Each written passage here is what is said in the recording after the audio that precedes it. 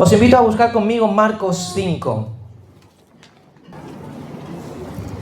a partir del versículo 21. Marcos 5, a partir del versículo 21. ¿Lo tenemos?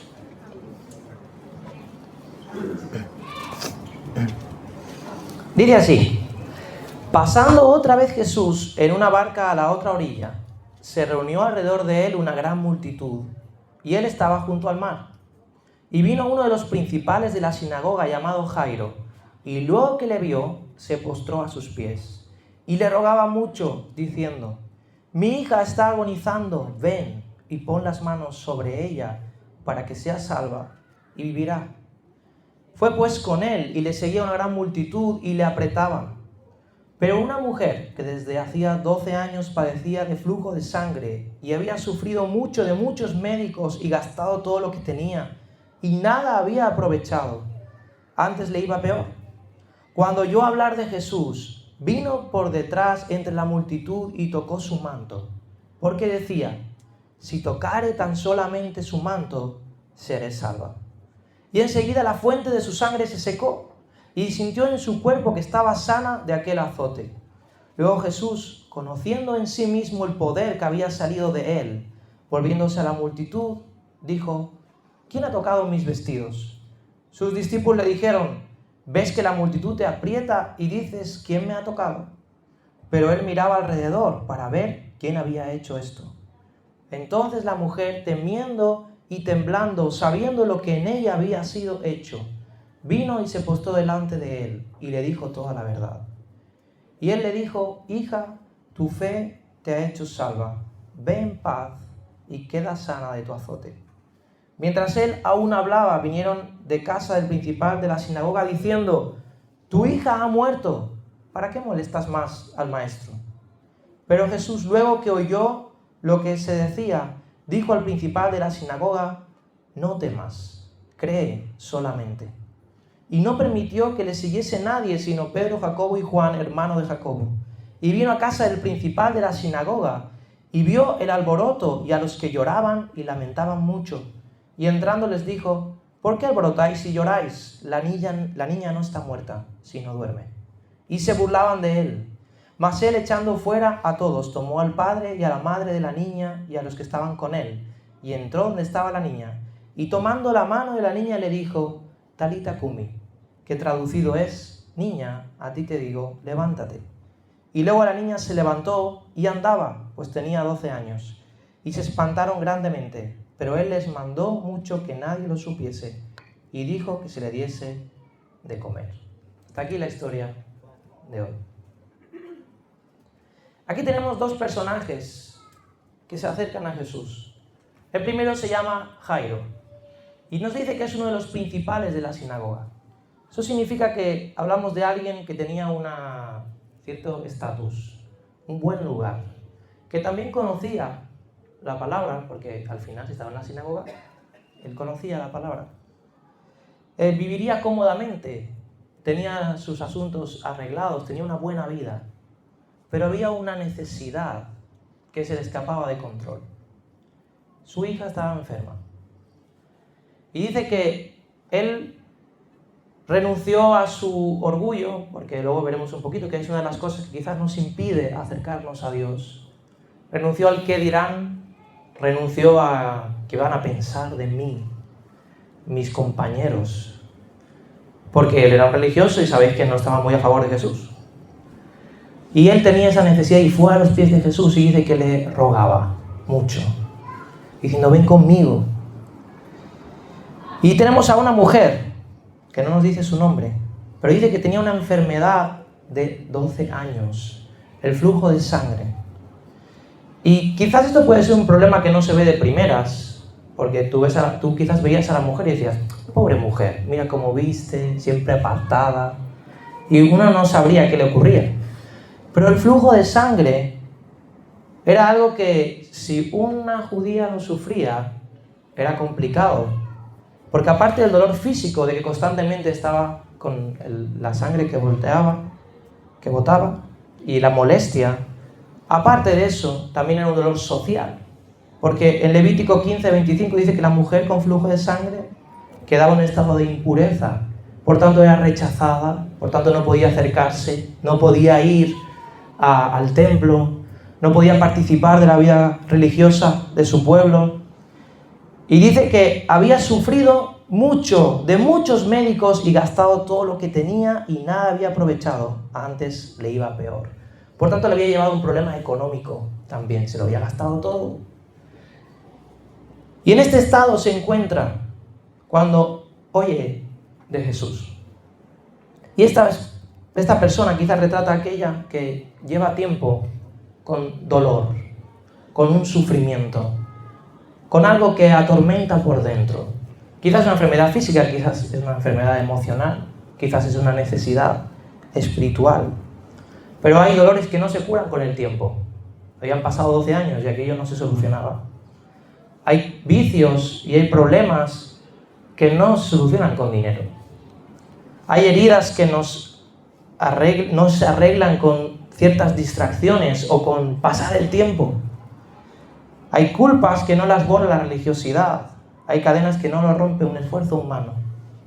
Pero estos dos hicieron algo que cambió sus vidas. ¿Sabéis lo que es? Fueron a Jesús. Y de esto lleva la alabanza un poquito hoy. Y de esto quiero hablar hoy. Ven a Jesús. Y mira, es un mensaje muy sencillo, pero sigue cambiando vidas. Y es un mensaje muy sencillo, pero poderoso. Porque ir a Jesús no es cualquier cosa. No es cualquier persona. Jesús es el único que ha dicho: yo soy el camino, la verdad y la vida. Y nadie viene al Padre sino por mí. Y fíjate que no dice nadie va, dice nadie viene al Padre si no es por mí. Es el único que ha dicho: yo soy la resurrección y la vida. El que cree en mí, aunque esté muerto, vivirá. Y puede ser que incluso lleguemos a un punto de nuestra vida que haya cosas que uno ya diga: mira, si ya ni vale la pena ir a llevar esto a Jesús. Hay un momento donde la hija de Jairo murió. Y van y le dicen: tu hija ha muerto, ¿para qué sigues molestando al maestro? Ya no vale la pena llevar esto a Jesús. Pero es que Jesús es capaz incluso de resucitar lo que está muerto. Así que no hay nada que no podamos llevar delante de Jesús. Y hoy quiero hablar de qué ocurre cuando venimos a Jesús. Y lo primero que quiero que tengamos claro, y sé que no voy a decir nada nuevo, pero a veces lo olvidamos, y es que Jesús no rechaza a nadie. Dice Juan 6:37, todo lo que el Padre me da vendrá a mí, y el que a mí viene, no le echo fuera. Por tanto, hay barreras que nosotros mismos nos ponemos que nos impiden acercarnos a Jesús y que no son reales. No hay ningún pecado suficientemente grande que Jesús no pueda perdonar cuando tú te arrepientes, te arrodillas delante de Él. No hay es demasiado tarde para mí, o es demasiado tarde para esta situación, es demasiado tarde para mi matrimonio, es demasiado tarde para esta enfermedad, es demasiado tarde para arreglar esta situación. No hay un demasiado tarde para Jesús. No hay alguien que sea demasiado débil para poder seguir a Jesús. No, es que yo no voy a poder porque yo tengo tantas dificultades, tantos problemas. Yo tengo tantas cosas, tantos vicios. No hay nadie que haya fallado demasiadas veces. Y esto lo tenemos que tener claro. El problema y lo que consigue el enemigo es que al final, con todas estas excusas, consigue lo que quiere, y es que no vayamos a Jesús. ¿Qué hubiese pasado con estos dos personajes si no hubiesen ido a Jesús? Su hijo hubiese muerto y ahí. O esta señora hubiese seguido sufriendo ¿cuántos años más? Jesús dijo: los sanos no tienen necesidad de médicos, sino los enfermos. Por tanto, es a los enfermos a los que Jesús llama. Y es a nuestra necesidad a la que tenemos que llevar delante de Jesús. De hecho, Jesús nos invita a ir a Él. Fijaos cómo. Dice Mateo 11, 28, 30, dice: venid a mí todos los que estáis bien y tranquilos, todos los perfectos. ¿Qué dice? No. Todos los que estáis trabajados y cargados. ¿Cuántos están trabajados y cargados aquí? Todos los que estáis trabajados y cargados, y yo os haré descansar. Llevad mi yugo sobre vosotros y aprended de mí, que soy manso y humilde de corazón, y hallaréis descanso para vuestras almas, porque mi yugo es fácil y ligera mi carga. Y hay algo bueno que hace Jesús, y es que tú y yo solemos ir a Jesús por un problema determinado. O me siento mal por esto, o tengo una dificultad. Vamos a ser sinceros, todos nos acercamos a Jesús por algún problema en un momento dado. Pero la realidad es que Jesús hace mucho más que solucionar el problema. A Él le importa incluso tu corazón más que el problema que tú tienes. ¿Qué le dijo a la mujer? Hija, tu fe te ha hecho salva. A Jesús le importa más tu salvación incluso que tu sanidad. Tu salvación más que tu restauración económica. Tu salvación más que la solución de ese problema. Y hoy esta mujer fue sana. O sea, a Jesús le importa tu problema, pero quiere más. Y recuerdo el paralítico que fue llevado por sus amigos y fue bajado ante Jesús. ¿Qué hizo primero? Antes de sanarlo, tus pecados te son perdonados. Porque el principal problema en nuestras vidas no es el dolor, no es esa dificultad que estás pasando. El principal problema en tu vida es el pecado. Aquello que te aleja de Dios. Aquello que al final tú estás haciendo y estás decidiendo a tu manera y no conforme a la voluntad de Dios. Por tanto, Jesús, aparte de tu problema, le importa tu vida, tu corazón. Le importa tu conexión con Dios y es lo que quiere restaurar. Él quiere salvarte. Y fíjate que le llama hija. Él quiere adoptarte como hijo para que te puedas acercar a Él. Es más, Jesús no quiere darte simplemente una migaja y solucionarte este problema. Dice Juan 6:35, Jesús le dijo, yo soy el pan de vida y el que a mí viene nunca tendrá hambre y el que en mí cree no tendrá sed jamás. Lo que Jesús te da es completo. Él no quiere darte un vasito de agua, Él quiere darte una fuente. Juan 7:36-38, en el último y gran día de la fiesta Jesús se puso de pie y alzó la voz diciendo, si alguno tiene sed, venga a mí y beba. El que cree en mí, como dice la Escritura, de su interior correrán ríos de agua viva. Eso es lo que Jesús quiere hacer con nosotros. No darte un vasito, no simplemente suplir esa necesidad. Él quiere que haya algo interno, que su espíritu en nosotros, un río de agua viva, algo completo, algo que no va a parar. Y tú vas a decir, pero pastor, ya que casi todos somos creyentes, ¿de qué estás hablando? ¿Estás evangelizando? Pero mira, la realidad es que no solamente los inconversos tienen que ir a Jesús, hay muchas veces que nosotros, que ya estamos aquí acostumbrados a estar en la iglesia, dejamos de ir a Jesús.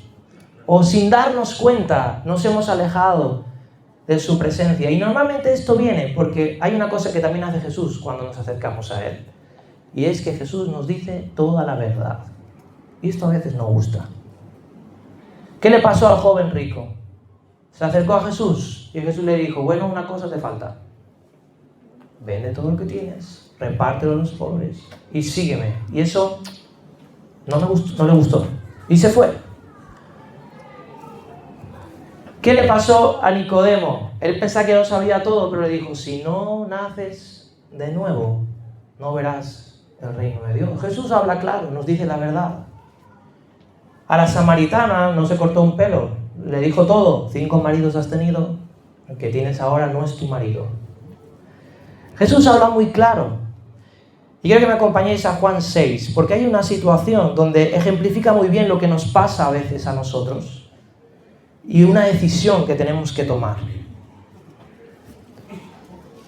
Dice así a partir del versículo 60, Juan 6, dice, al oírlas, es decir, las palabras de Jesús, muchos de sus discípulos dijeron, dura es esta palabra, ¿quién la puede oír? Sabiendo Jesús en sí mismo que sus discípulos murmuraban de esto, les dijo, ¿esto os ofende? Pues qué, si vierais al Hijo del Hombre subir a donde estaba primero. El Espíritu es el que da vida, la carne para nada aprovecha. Las palabras que yo os he hablado son espíritu y son vida. Pero hay algunos de vosotros que no creen. Porque Jesús sabía desde el principio quiénes eran los que no creían y quién le había de entregar. Y dijo, por eso os he dicho que ninguno puede venir a mí si no le fuere dado del Padre. Y dice, desde entonces Muchos de sus discípulos volvieron atrás y ya no andaban con él. Dijo entonces Jesús a los 12, ¿queréis acaso iros también vosotros? Le respondió Simón Pedro, Señor, ¿a quién iremos? Tú tienes palabras de vida eterna. Y aunque este versículo lo decimos mucho y lo sabemos, seguimos viendo y desgraciadamente con el tiempo que hay muchos que acercándose a Jesús por un problema y recibiendo esto de Jesús, incluso habiendo sido perdonados y habiendo experimentado lo que es la cercanía de Jesús, llega un momento dado cuando hay algo que Él nos dice que no nos gusta. A mí me ha pasado. ¿Solo me ha pasado a mí? Hay un momento dado donde la palabra no me gusta. No, por ahí, Jesús, esto no está claro. Yo creo que esto es mejor. Y entonces empezamos a alejarnos, empezamos a dejar de ir tan cerca de Jesús, empezamos a tomar de puntillas las cosas. Y empezamos entonces, cuando tenemos necesidad, a buscar otras cosas. Y claro, ahora ya somos cristianos, por tanto ya no buscamos lo de antes, ya no buscamos el dinero, ya no buscamos el éxito, ya quizás no buscamos, o sí, no sé, ya no buscamos quizás fuera, pero empezamos a buscar otras cosas que son parecidas, que tienen un ámbito de espiritualidad, que parecen cristianas, pero que no son Jesús. Y tengo un texto más que está en Amós 5, si lo queréis buscar. Mientras lo buscáis sigo explicando. Hay cristianos que sí que siguen viniendo a la iglesia, pero no van a Jesús. Hay cristianos que buscan al pastor para un consejo, pero no van a Jesús. Hay cristianos que les gusta escuchar por internet aquello que sí es una palabra que le empuja, que le anima, incluso unas buenas reflexiones, incluso algo que le empuja a decir, bueno, venga, vaya a tener ánimo, las cosas se arreglarán, las cosas irán bien, pero no van a Jesús. Amós 5:4 dice así, pero así dice Jehová a la casa de Israel, buscadme y viviréis. Dice, y no busquéis a Betel, ni entréis en Gilgal, ni paséis a Beerseba, porque Gilgal será llevada en cautiverio y Betel será deshecha. Y mira, estos sitios que aquí nombra son sitios importantes para Israel. Betel fue el sitio donde Jacob vio esta escalera que iba hasta el cielo. Casa de Dios significa. Gilgal fue el momento donde hay un compromiso del pueblo de Israel que Dios los lleva antes de pasar a la tierra prometida. Son sitios que eran marcados, que la gente se supone que iba ahí para sentirse cerca de Dios, pero sin embargo no estaban buscando a Dios. ¿Qué buscaban? Religiosidad, sentirse bien, apagar su conciencia, sentir que de alguna manera esos ritos les van a ayudar. Y desgraciadamente muchos creyentes caemos en estas cosas. Y hoy quiero decirte, ven a Jesús, no a la iglesia, no a algo religioso, no a un sistema. Incluso hay gente que se dedica a recordar las experiencias pasadas y a aferrarse a cosas que escucharon hace mucho tiempo. Pero hoy necesitas ir a Jesús, porque hay una sola manera de vivir. Dice, buscadme y viviréis. Y es acercarnos a Jesús, con esa necesidad real, imperiosa, que fue Jairo, que se arrodilló delante de sus pies, se olvidó de que su posición era, que era un principal de la sinagoga. No, pero ¿qué van a pensar o qué van a decir? ¿O cómo voy a ahora yo ir de esta manera si yo ya tengo cuántos años en la iglesia? O con esta necesidad de la mujer. Y mira, acercarse a Jesús a veces no es fácil, porque nosotros mismos empezamos a ponernos cosas, el orgullo, la vanagloria, el que dirán, el que van a pensar. Incluso la mujer tenía una multitud delante de ella y ella sabía cómo lo hago. Si digo que soy impura, me van a castigar, me van a echar de aquí. Si paso y voy tocando, no está bien visto. Pero no les importó. Fueron a Jesús. Y nuestra necesidad tiene que llevarnos a esta imperiosa razón de decir, Señor, me da igual todo. ¿Quién soy? ¿Qué he hecho en el pasado? Me da igual lo religioso que yo haya podido ser, me da igual la posición que yo tenga. Yo reconozco que yo necesito acercarme a ti otra vez. Porque solo Jesús, nadie más, no Betel, es decir, no la casa de Dios, no la iglesia, no el local, no el pastor, no las cosas, las experiencias pasadas, todo eso no va a traerte ningún tipo de solución. No va a cambiar nada en tu vida. Todo eso no sirve para transformar tu corazón, no sirve para solucionar tu problema. Solamente una persona puede influir en ti, puede cambiar tu vida, y es Jesús. Segunda de Crónicas, y con este texto acabo. 7:14, dice así: si se humillare mi pueblo. ¿A quién está hablando? A su pueblo, sobre el cual mi nombre es invocado. Es decir, aquellos que me llaman, aquellos que me alaban, aquellos que cantan a mí, y oraren, y buscaren mi rostro, y se convirtieren de sus malos caminos. Entonces yo oiré desde los cielos, perdonaré sus pecados y sanaré su tierra. Y esto es una promesa, y al mismo tiempo esto es algo que tenemos que asimilar. Puede ser que nosotros somos pueblo de Dios ya, sí. Invocamos el nombre de Dios, sí. Pero quizás estamos en malos caminos, estamos alejándonos, quizás porque no nos gustó algo de lo que Jesús nos decía. Y estamos caminando por otro sitio. Y seguimos cantando y invocamos el nombre del Señor, pero no estamos buscando a Jesús. No estamos yendo a Jesús, simplemente cantamos, simplemente hacemos los ritos, pero no buscamos a Jesús.